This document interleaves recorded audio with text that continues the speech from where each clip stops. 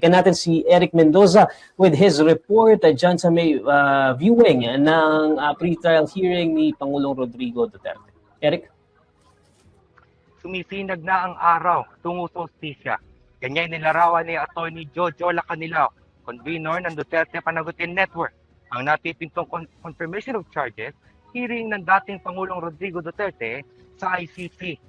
Ganito rin ang naging pahayag ng mga kamag-anak ng mga biktima ng umano'y extrajudicial killings sa panahon ni Duterte na dumalo sa watch party ng pagdinig sa Atencio Libunao Hall sa UP Diliman sa lungsod ng Quezon.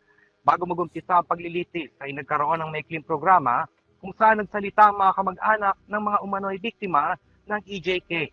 Ang ilan sa kanila ay pasalamat sa ICC sa anilay pagbibigay ng hustisya matapos ang halos 10 taon. Ilan din sa mga mag-anak ng biktima ay nakasuot ng puting ribbon. Para naman kay human rights lawyer Sol Taule, isang makasaysayang pangyayari ang confirmation of charges ng dating Pangulo. Nakauna-una ang asyano na maaaring litisin ng ICC. Dinitauli ang mga Pilipino na magsabit ng puting ribbon sa labas ng kanilang mga bahay bilang pakikisa sa mga biktima ng umano'y EJK. Magsasagawa ng watch party ang grupo habang sinasagawa ang confirmation of charges tuwing Martes, Huwebes at Biyernes. Libo-libo ang namatay sa giyera kontra droga ng dating Pangulo ayon mismo sa opisyal na datos ng pamahalaan. Balik sa iyo, Neil. Eric, pwede mo bang ilarawan kung kamusta siguro yung mood dyan sa pagtitipon-tipon nitong dyan sa may viewing na inorganisahan ng mga human rights groups? Ayon sa abogado nila na si Sol Taule, nilarawan niya na mixed feelings o halo-halo yung emosyon na nararamdaman nila at ng ibang mga biktima ng mga pamilya ng mga biktima nitong EJK.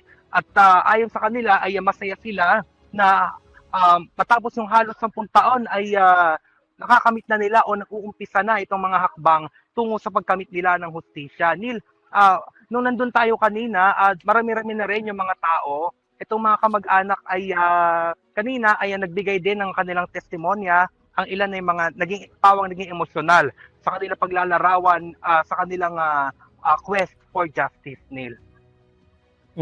Para siguro sa mga pamilya ng mga naging biktima ng war on drugs, no, it's been a long time coming. Matagal-tagal din nilang inantay itong paglilitis kay Pangulong Rodrigo Duterte, no. Pero Eric, ano siguro yung reaction nila na siguro inasahan nila, no, na makita si Pangulong Duterte dito sa hearing? Yet recent developments nangyari, walang Pangulong Rodrigo Duterte tayong makikita ngayong araw. Okay, so kanina natakel din yan ng mga speakers at tinawag nila na duwag ang dating Pangulo sa kaniyang desisyon na hindi humarap sa pagdinig o sa pagdinig kung saan dito sa kanyang confirmation of charges, Neil.